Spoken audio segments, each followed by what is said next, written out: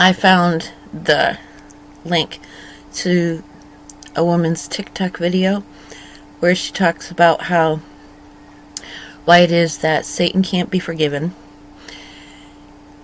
and how death is actually a protection for us. She explains it perfectly, and I've checked out other of her TikToks. I don't have TikTok membership, but I get to view her videos anyways, and she studies and learns a lot like I do. But I would add to it,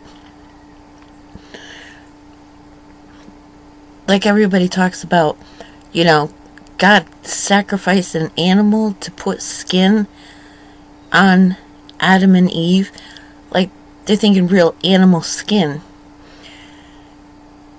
But I always had the impression in my mind that, no, he put our souls into the blood of bodies, that this is the animal skin as a protection. And I don't know how many times I've been resting, my soul's been resting, and I'm woken up in my dream state, not waking up here, and come back to my body because I needed to protect myself spiritually. And if you think about it, they already made clothing for themselves out of fig leaves. So why would he, they already had clothes on. They didn't need clothes. They made clothes themselves. And that was probably one of the way that, they got that from bad angels. So, I just wanted to add that to that. And it makes sense, too, why the Nephilim, the children that, or the offspring that the fallen watchers made with human women,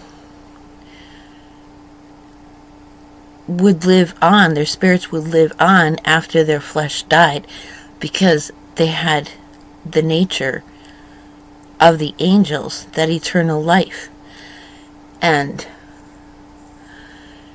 people talk about it being a prison planet. Yes,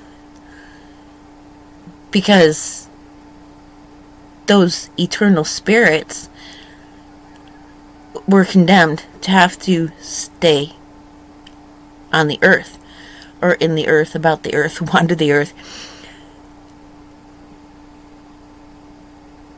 And because they were immortal and they had access to more than what normal humans had, they're already going to live forever. Whereas we haven't eaten from the tree of life, so we aren't going to live forever.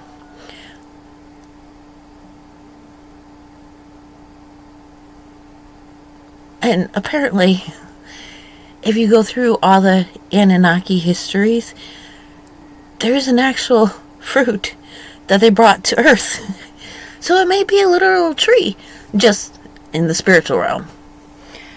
So just curiosity things. I'll put the link below to the TikTok that I mentioned, where the woman gives a clear explanation as to how our mortality is actually a gift and a protection. I hope it helps.